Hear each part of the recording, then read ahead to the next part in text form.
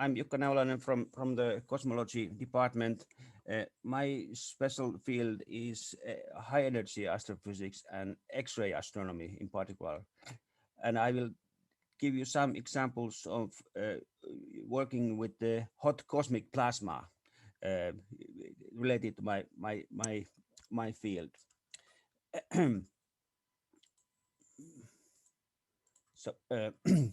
Elmo talked briefly about this cosmic web, how galaxies form this filaments, the filamentary structure in the universe. What you are seeing here is a piece of simulated universe that we are currently working with, Tony, my student. These dots here show simulated galaxies in the universe. This is how it would look when you look at it in optical, the visual wavelengths. But let's see what happens when we put on X-ray glasses, so that you see it in my point of view. Then it looks like this. In addition to this galaxies, now you see this white orange thing here. This is the density of this hot plasma in these filaments, which is co-located with these galaxies here. So this is so hot, million Kelvin gas, that it's sending X-rays.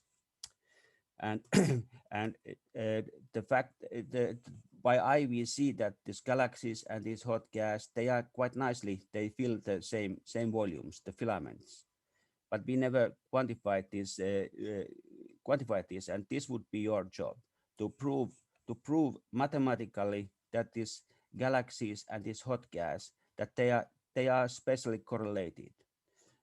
We think that happens because underlying dark matter is binding them both.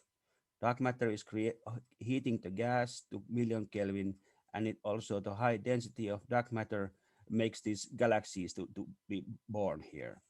So your job would be to apply proper statistics to the galaxy distribution and to the hot gas particle distribution to derive the correlation, to evaluate the correlation between these two. So this would be sort of proof of this dark matter scenario.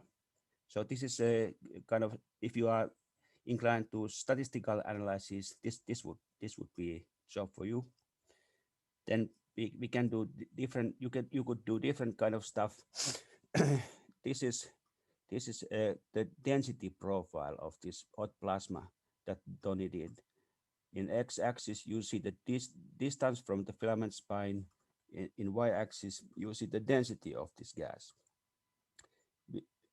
Look at these pink bars here. So the density is high in the center, and it decreases with when we go further from the filament. And we model it with analytical function. We know how this gas behaves. Now your job would be to do the same, but for dark matter, to derive the dark matter density profile. We don't really know how dark matter behaves in detail in these filaments.